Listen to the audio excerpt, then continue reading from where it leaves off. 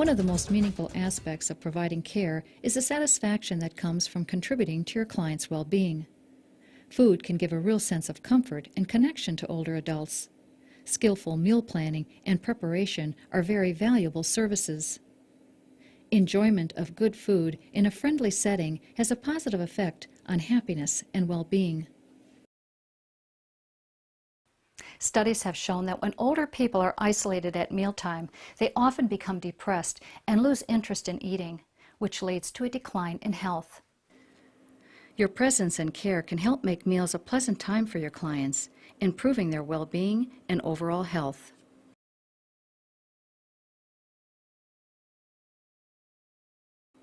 Older adults absorb fewer nutrients from foods they eat, and the ability to digest fats decreases with age. Older adults need fewer calories to maintain body weight. The daily number of total calories for people over 70 should be between 1,200 to 1,600. Calorie needs decline by 25% for people over 70, yet protein needs remain constant or increase. Decreased ability to smell or taste food, illness, certain medications, and normal aging can lead to loss of appetite. Older people may not eat well because of dementia, illness, inability to shop and prepare foods, or loneliness. Instead of eating a variety of healthy foods, they may snack on high sugar, high fat, or high salt foods. These habits can lead to nutritional deficiencies or even malnutrition. For these reasons, it is important that older adults eat a diet full of fresh, healthy, unprocessed foods.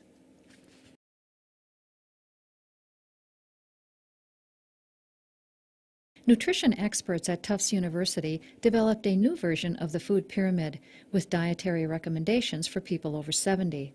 This food pyramid can be a helpful tool as you plan meals for your clients. As the pyramid shows, the foods that provide the best diet for older people are whole grains and cereals, bright or deeply colored vegetables and fruits, beans and nuts, low-fat dairy products, lean meat, fish, poultry, and eggs.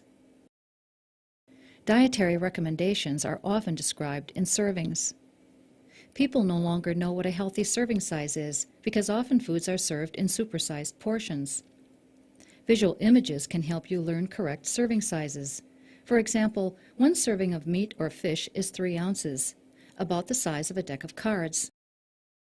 For a green salad or raw vegetables, a serving is 1 cup, about the size of 2 hands cupped. 1 serving of cooked beans, rice, or pasta is a half a cup, about the size of 1 hand cupped. If the person eats 1 cup of beans, rice, or pasta, he or she has had 2 servings. Many foods come in 1/2 cup serving sizes. These include cooked vegetables, cooked cereal, but cold cereal is 3/4 cup for 1 serving, cottage cheese,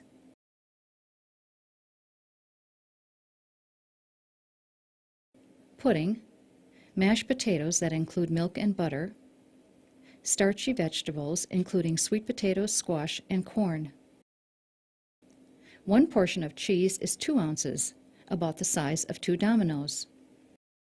For some foods such as peanut butter, salad dressing, and mayonnaise, a serving is 1 tablespoon. Each day your client should have eaten 6 ounces of protein.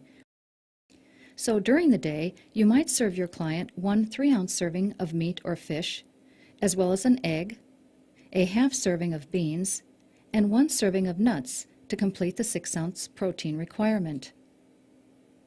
2 to 3 servings of low-fat dairy products, 1 serving is 8 ounces, 1.5 to 2 cups of bright-colored cooked vegetables, a serving is a half a cup, 2 to 4 servings of fruit each day. 1 serving of fruit can be 1 medium apple, orange, or a half of banana, a half a cup of chopped, cooked, or canned fruit, or a half a cup of fruit juice. 6 or more servings of whole grains and cereals per day. You may be providing 2 servings at a meal. For example, 1 serving of bread typically equals 1 slice of bread. So if you serve a sandwich, you have provided 2 servings. In addition, your client should have 8 8-ounce glasses of water and other liquids each day.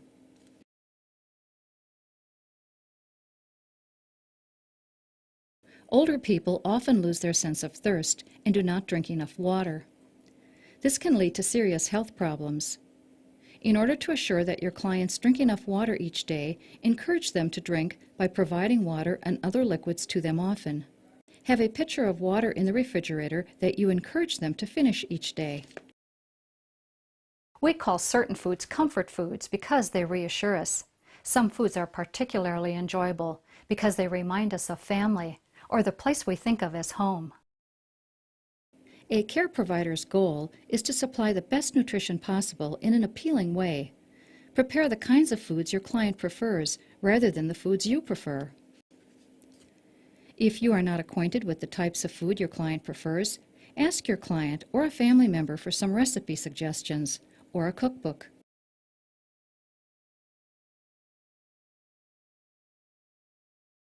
Good meal planning saves time and money and promotes health with meals that are appetizing, varied, and nutritious. Plan meals for a 1-week period. When developing menus, pay attention to the total number of calories in the meal and its nutritional value.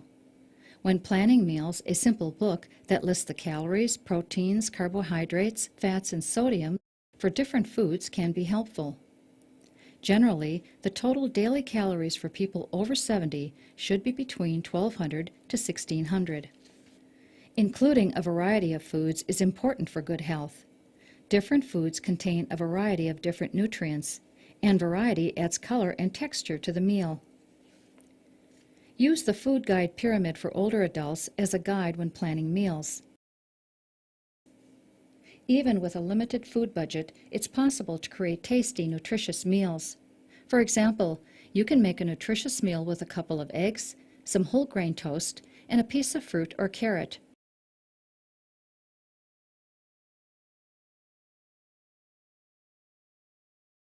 The fiber in fruits, vegetables, and whole grains promotes good health and elimination. For example, fresh fruits and vegetables provide 2 to 8 grams of fiber per 1 cup serving. True whole grain bread contains at least 2 grams of fiber per serving. Use breads labeled whole wheat or cracked wheat. Be aware that breads labeled simply wheat or enriched wheat may not contain whole grains and are far less healthy. Food that is high in fiber is usually lower in calories. For example, 1 cup of cooked whole wheat spaghetti has 6 grams of fiber and 170 calories, while the same amount of enriched spaghetti has only 2 grams of fiber but 200 calories. Legumes such as chickpeas, pinto beans, and lentils offer 5 to 7 grams of fiber per half-cup serving. A high-fiber diet includes 20 to 35 grams of fiber daily.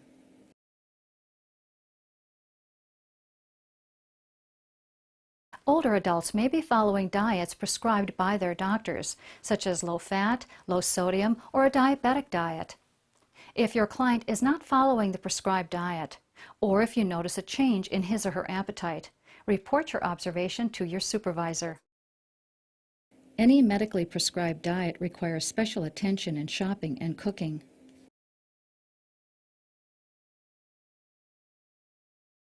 Sometimes a doctor will order for someone to be on a low-salt diet, and generally what that is between 2,000 and 3,000 milligrams of sodium per day.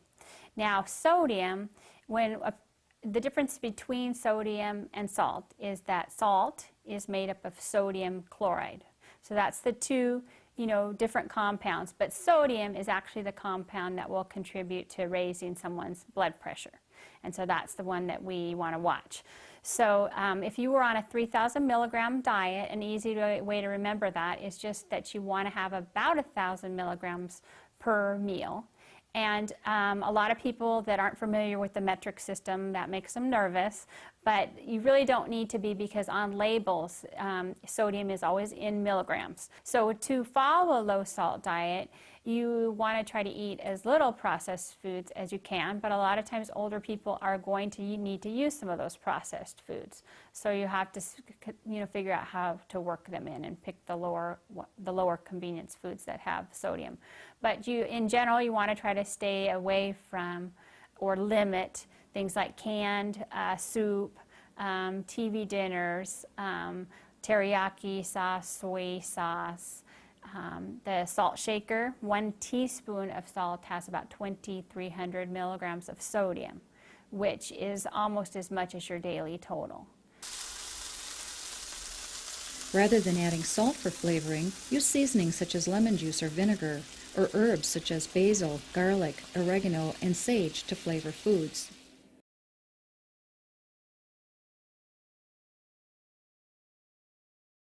If your doctor wants your client to follow a heart-healthy diet, usually what that consists of is a total of no more than 40 to 60 grams of fat a day, depending on if you're a man or a woman, and generally not more than 15 to 17 grams of saturated fat, if you were looking at that more closely. Saturated fat is the main fat that contributes to heart problems, heart attacks, and strokes. And that's found on the label right underneath total fat. And like I said, you don't want to have more than about 15 to 18 grams of saturated fat a day. And it's in foods like cream, whole milk, fatty red meat, butter, ice cream. Doesn't mean you can't have those foods, but you should be eating a limited amount of those foods because they do have a lot of saturated fat, even including cheese. Trans fats, the recommended limit for trans fats, and that's found right underneath saturated fat on the label. The recommended limit is actually 0 a day. So you want to try to avoid trans fats in most foods because those are not considered heart healthy either. Foods that have trans fats would be like stick margarine, donuts, fast food, some forms of Crisco, and they're really trying in the food industry to remove the trans fats from food because they know that they're not heart healthy. The most heart healthy of the fats on the label would be monounsaturated fats, and also a fat called omega-3s, which is a type of polyunsaturated fat. And simply put, omega-3s are the fat that's found in fish. So fish is really healthy for your clients, and also things like spinach and flaxseed and walnuts. They have a lot of the good types of fat. And you can even include things like shrimp and shellfish up to a couple times a week, which also has omega-3s, but it has a little more cholesterol, so we limit those. Basically, a heart-healthy diet is a diet that's really rich in fruits and vegetables and whole grains and fish and some nuts and lean meats, chicken, fish, beef. And we recommend that your client doesn't have red meat more than twice a week, even if it's lean.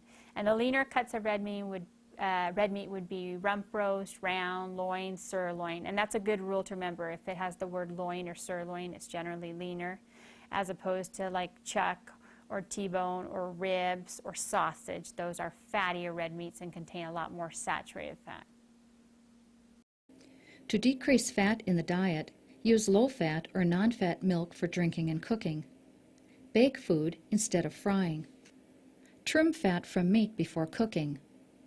Add less fat or oil to food.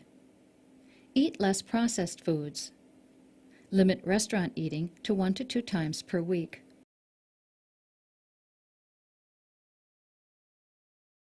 If the doctor has your client on a diabetic diet, one of the most confusing things that people do is they look at the sugars on the label, but we would actually want you to look at the total carbohydrates on the label.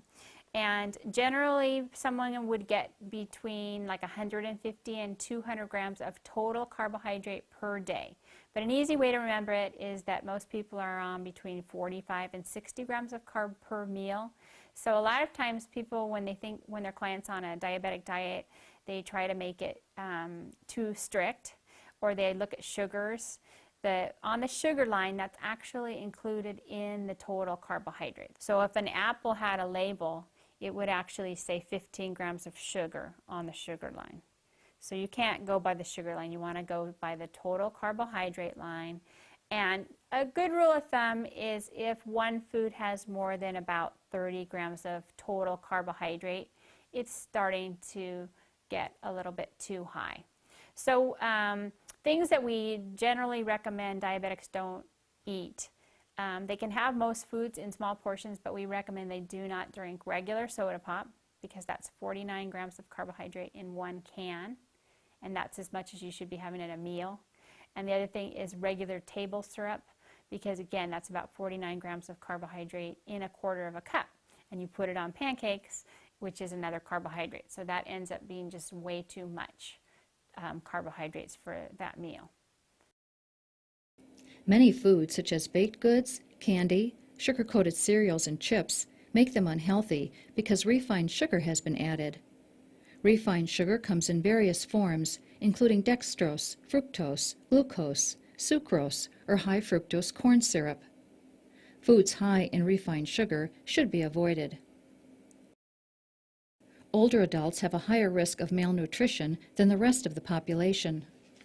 Malnutrition weakens the immune system, increasing the risk of pneumonia and other serious infections. It can also contribute to mental confusion. Warning signs of malnutrition include an illness that affects the type or amount of food eaten, eating less than 2 meals per day, not eating a balanced diet, drinking 3 or more alcoholic beverages daily, tooth or mouth problems that make it hard to eat, eating alone most of the time, unintentional weight gain or loss of 10 or more pounds in the past 6 months, the inability to shop, cook, or feed oneself, change in the appearance of the skin or sores on the skin. Some solutions for malnutrition are quite simple.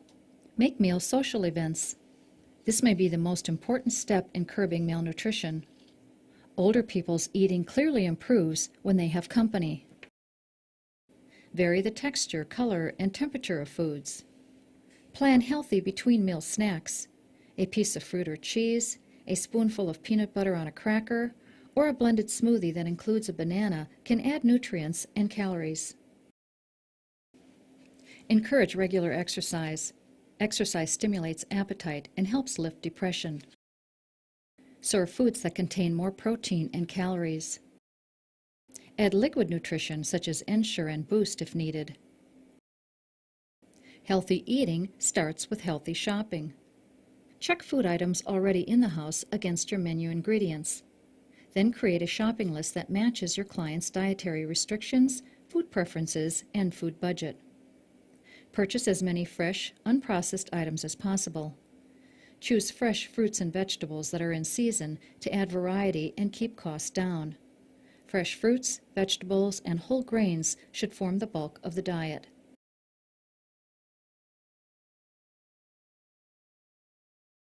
Labels on packaged food items provide information about the food's ingredients and nutritional values.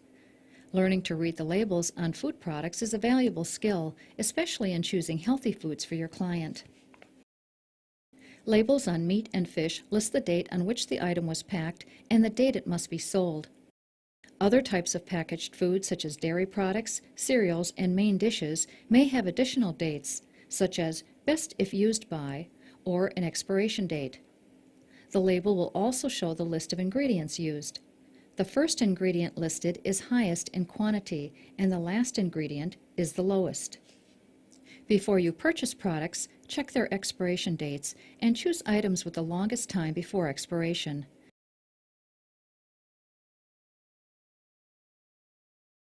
Probably some of the most important things on the food label are the serving size and the servings per container. A lot of times now, if you have a smaller size container, they may call that 2 servings where we would eat it and call it 1. So all the information on the label is according to what they're calling a portion size on the label. So if they say a portion size is 3/4 of a cup, all the information is going to be for 3/4 of a cup. All the calories, the fat. If we eat a cup and a half, then we would need to double all the calories and the fat and the sodium and the cholesterol.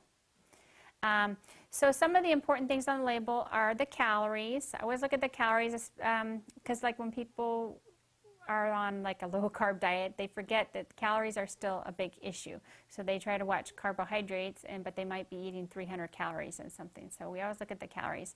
I don't really pay attention to the percentages on the right-hand side because the percentages are for people that are on 2,000 to 2,500 calories, and most of your clients aren't going to be on that. So really, I just almost even X those out. But we would want to pay attention to the left-hand side. Total grams of fat are important. Remember, the goal is to try to stay between 40 and 60, closer to 40 with women, 40 to 45 with women, and closer to 60 for men. Saturated fat, it's got the grams of saturated fat. You want to stay between 15 and 18 grams of saturated fat. Trans fats, you want to stay mostly close to 0. Cholesterol, we didn't talk about that at all, but 200 to 300 milligrams of cholesterol per day is what an average goal. Sodium would be about 3,000 milligrams per day. Carbohydrate will vary depending on if you're diabetic or not. Fiber, we want to try to stay around 25 grams of fiber a day, which is hard to get that much in. I'll just tell you, most of your clients will probably not get in 25 grams of fiber. Okay. Protein, for every 7 grams of protein on a label, we would consider that equivalent to an ounce of meat.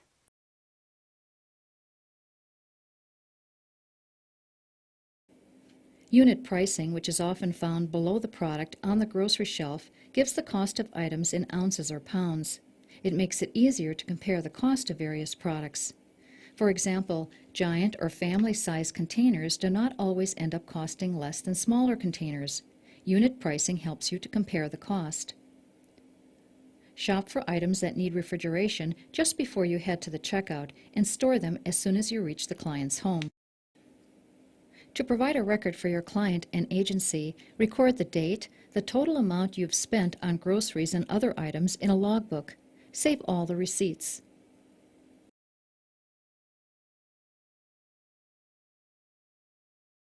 It is important to follow established safety procedures when handling food. Food poisoning can occur if food is not stored, handled, or cooked properly. Food poisoning can be fatal, especially for children and older adults. There are 4 core practices in safe food handling. The first is cleanliness. Wash your hands well in warm soapy water for at least 20 seconds before and after handling food. If possible, cut meat on an acrylic or plastic cutting board that can be thrown into the dishwasher or soapy hot water. Keep all kitchen surfaces clean. Wash cutting boards, dishes, countertops, and utensils with hot soapy water. Wash dishcloths and towels frequently in the hot cycle of the washing machine. Sponges are not recommended for use in the kitchen because their texture and dampness harbors germs. Don't cross-contaminate. When handling raw meat, poultry, or seafood, keep these foods and their juices away from other foods. Use one cutting board for fresh produce and a separate one for raw meat, poultry, and seafood. Do not use a knife that has just cut raw meat to cut fruits and vegetables. Preparation and cooking. Never thaw food on the countertop. Thaw food in the refrigerator. Marinate foods in the refrigerator as well. Use a meat thermometer to make sure that meats are cooked to the recommended temperature. If cooked meats are not eaten within 3 to 4 days, they should be discarded. It is important to refrigerate leftovers as soon as possible. Foods should not be out of the refrigerator for more than 2 hours. If the temperature is 80 degrees or higher, return food to the refrigerator in less than an hour.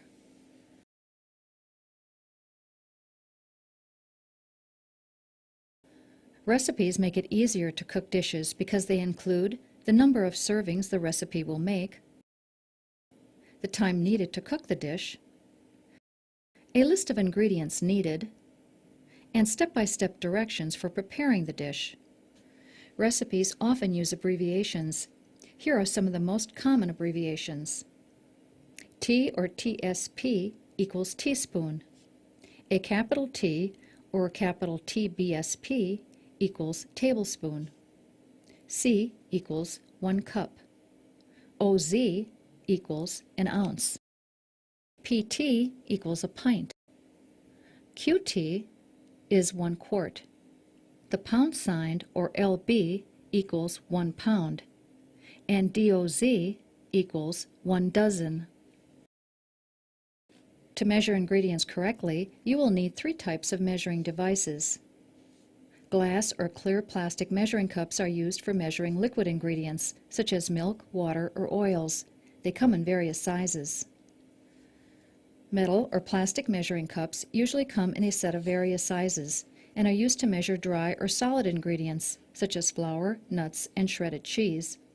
When the cup is full, use a knife or spatula to make the ingredient level with the top of the cup. Measuring spoons are used to measure small amounts of liquid or dry ingredients. The ingredient should be level with the top of the spoon.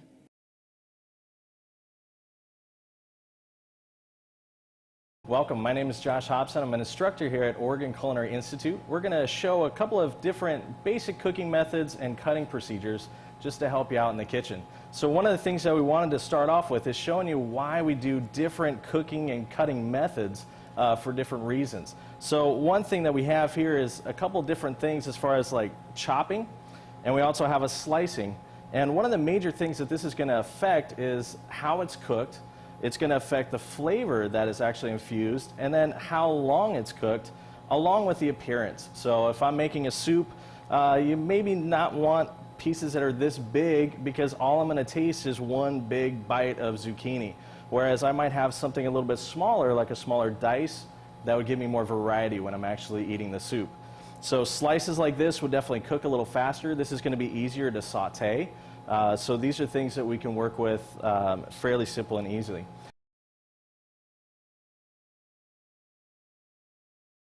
To chop is to basically cut fairly large pieces. And I always get asked, how do you cut an onion?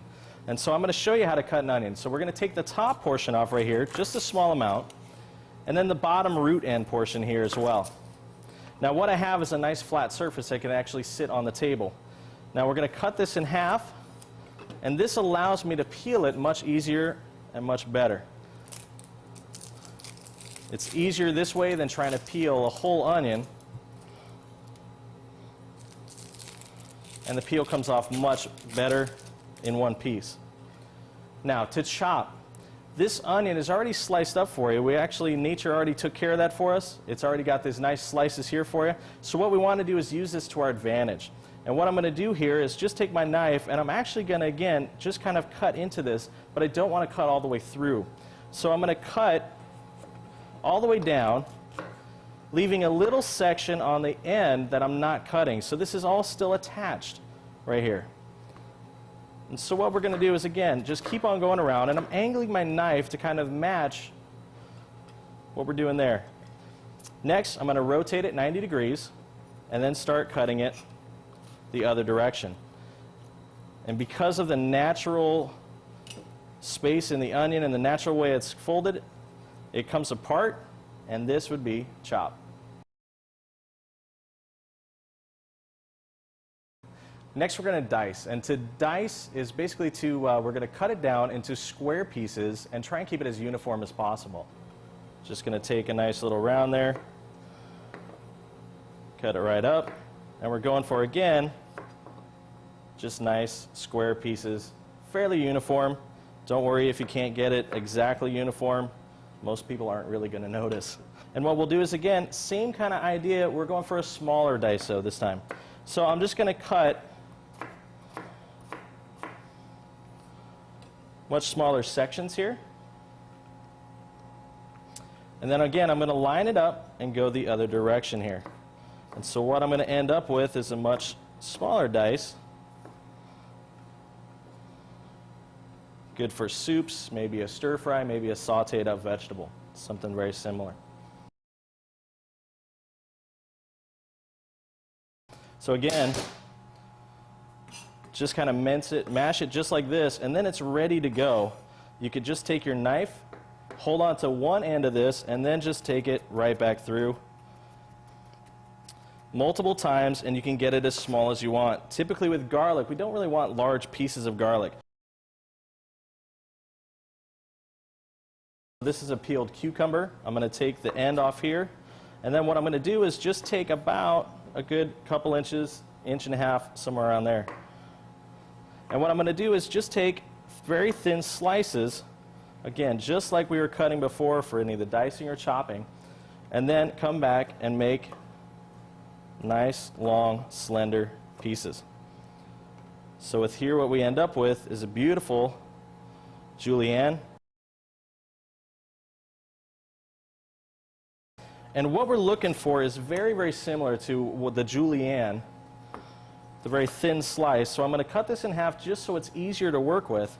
And then what I want to do is just set this up and just very thin cuts. So think very similar to what you would find in like coleslaw or maybe a braised cabbage dish. This is a lot of times what we call for shredding. And what you want to do is just hold on to this or else lay it flat. We're going to take a product like potatoes. This would be good for like hash browns or something else in that matter. And then just run it down along the blades. So what we're looking for is a nice grate. So this would be your grated potato. You can also do it on a smaller end, which will give you a much finer grate, depending on what you're looking for. So these would be good for, again, hash browns or some sort of other breakfast item. The next term we want to focus on is what's called to whip. And especially with eggs, a lot of times you'll see it referred to as beating. So beating eggs or whipping eggs, perfectly fine. What we're going to use is what's called a whisk, which is, again, just you could use a fork as well or anything else. And we're going to break up the egg yolks just a little bit. And then the whipping motion is actually a turning so that it's kind of coming from the bottom and just whipping in a little bit of air. So we want to mix in as much air as possible to this. So this would be, again, whipping or beating, either term.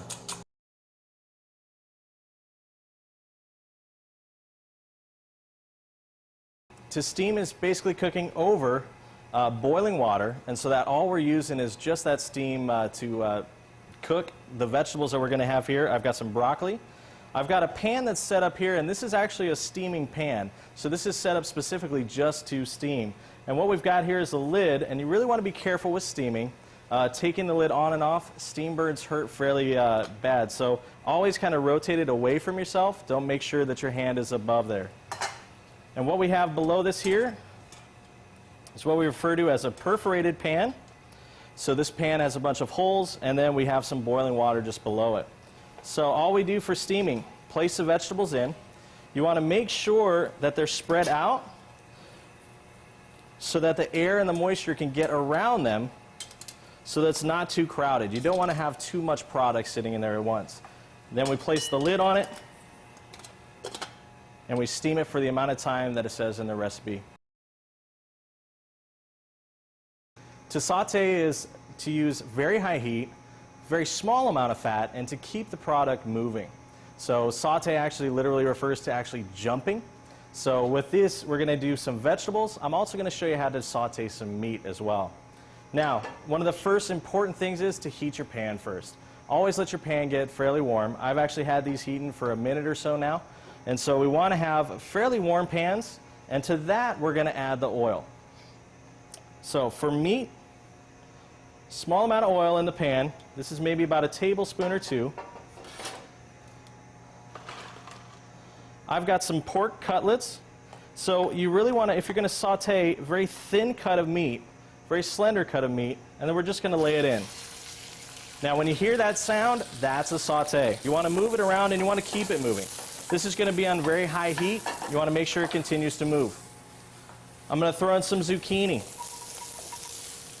One of the very important things that you want to do with this is to make sure that you don't overcrowd the pan. So you should always still hear that nice sizzling going on. Now with stir frying, we're actually going to use a Chinese cooking instrument called a wok, which is going to allow, it's a little bit more rounded, it's a little bit more deeper, and the size of it and the shape of it actually allows the heat to come up around it and give much more uniform cooking to the whole entire process. So step one is to pop in some aromatics. Again, this is our minced garlic or minced ginger. You should hear this nice sizzling to it. And then with this, the minute you can smell it, I'm talking literally 30 seconds, we're going to put in some nicely sliced meat here. And this is chicken. All of it very thinly sliced, so that's going to cook very fast. So this chicken is almost all the way cooked. My next step into this is vegetables. Now when you add vegetables at home, these burners are fairly hot here, so I can add quite a few at a time. And again, you want to mix it up, you want to be able to toss it around a little bit, or else again, keep mixing with your spoon. So we let this cook for just a second longer. Then you have your nice, beautiful stir fry.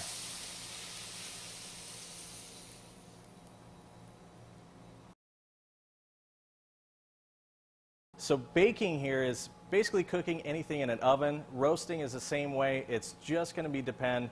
Roasting typically refers to meat.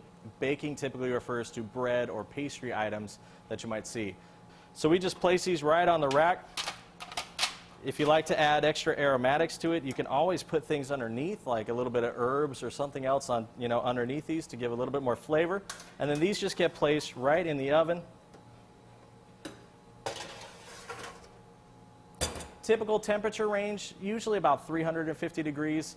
You can go as low as 320 up to like 375. It really depends on how thick the product is and how short a time you need it to be cooked. To poach is to cook in a flavorful liquid that's at a temperature about 160 to 180 degrees. And when you look at a pot, what you really want to see is no movement in the liquid, but a lot of steam coming off. So we're almost there here. And you can see a lot of the steam coming off with just very little bubbles. And then what we're going to do is actually submerge or place in the product in. So what I have here for you is some eggs. And we're just going to very gently place these eggs into the liquid. So with the poached egg, they'll take at least about, I'd say, 3 minutes to upwards of about 5 to 6 minutes, depending on how done you like your eggs. You want to very carefully kind of take them off the bottom of the pan and then just pull them straight up.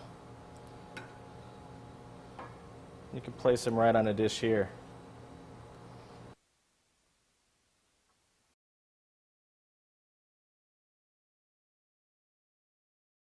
Microwave ovens are powered by electricity and use microwave radiation to cook food. Meats, fish, poultry, vegetables, and potatoes can be cooked in the microwave. Microwave cookware is generally made from glass, ceramic, or plastic. Use only cookware with microwave-safe labels. Never use metal in the microwave. It will conduct electrical sparks or currents and can damage or ruin the microwave oven. When you use the stove, follow these safety measures to prevent injuries or fires. Use pot holders when picking up or moving a pot or pan. Keep your sleeves short or rolled up so they are well out of the way of the burners. Turn pot handles toward the back of the stove to keep them out of your way as you cook.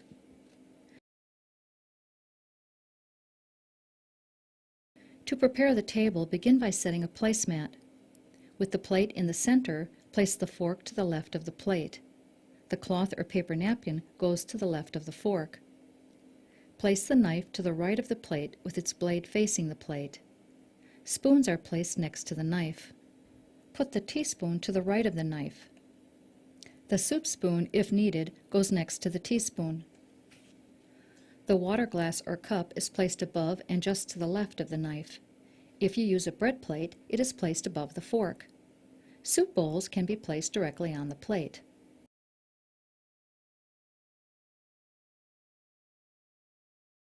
Before you serve a meal, make sure that your client has used the bathroom and has washed his or her hands.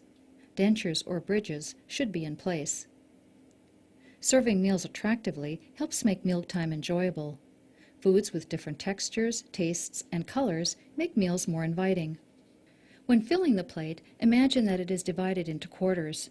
Use 1/4 for meat or other types of protein, and 1/4 for carbohydrates, such as pasta, rice, or potatoes. The rest of the plate should be filled with vegetables, salad, or fruit. Some people prefer to eat alone or only with friends or family. Always ask your client if he or she would like your company during the meal. Mealtime may be the only social contact your client has during the day. Unless there is another agreement made, bring your own food for any meals you eat at work.